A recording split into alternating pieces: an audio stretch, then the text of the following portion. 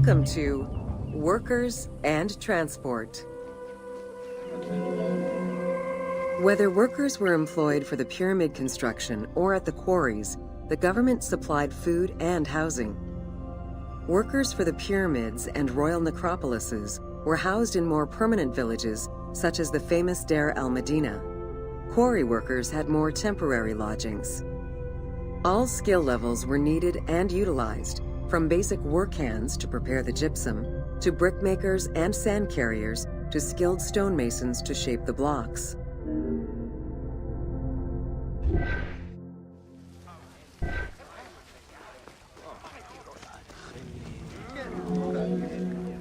Skilled architects and engineers were employed year-round, while support labor were often farmers who worked on the quarries or construction during the Nile's flood season.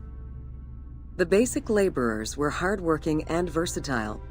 Many may have been farmers who joined the construction during the off-season. Hieroglyphs found in the work villages listed assigned job titles.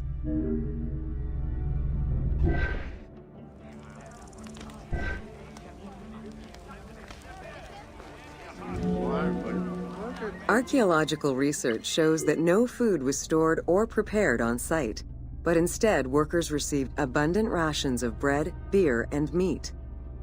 These rations were taken care of by an administration outside the village. Medical treatment was also available for those who were injured.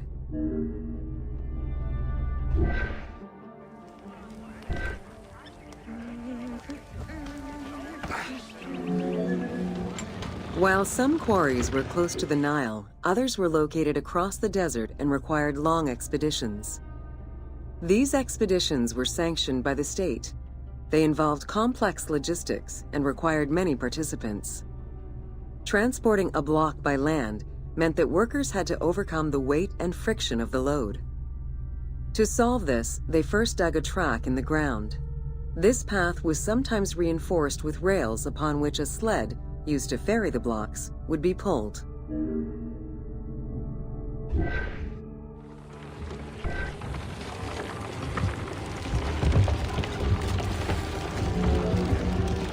Whenever possible, blocks were toppled from a higher elevation onto the sled.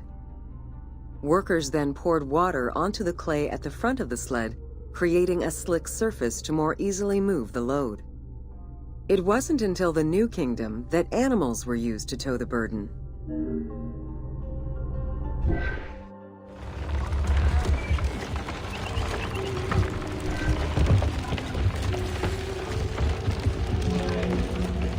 During flood season, the Nile was at its largest and deepest, which allowed the transportation of the heaviest and biggest loads. Quarries close to the river had troughs dug out to deliver the stones to the shoreline.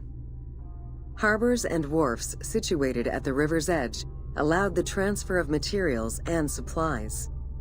Harbor warehouses accommodated additional stocks of stone so that they were available for the winter sailing season.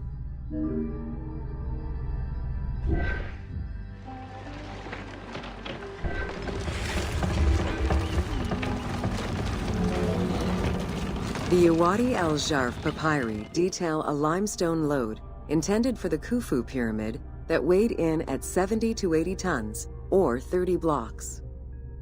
One papyrus is a fragment from a foreman's notes taken while working on the Great Pyramid. It details the transportation of limestone blocks from the Tura quarries to the construction site of the pyramid. The other papyri are shipping logs containing archives of the sailors assigned to sail the Red Sea and the Nile.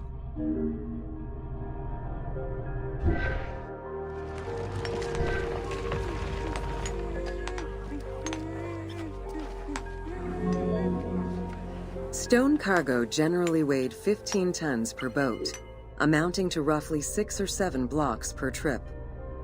For heavier loads such as obelisks, monolithic pillars, or gigantic statues, larger boats were used. These transports are the ones typically showcased on temple walls.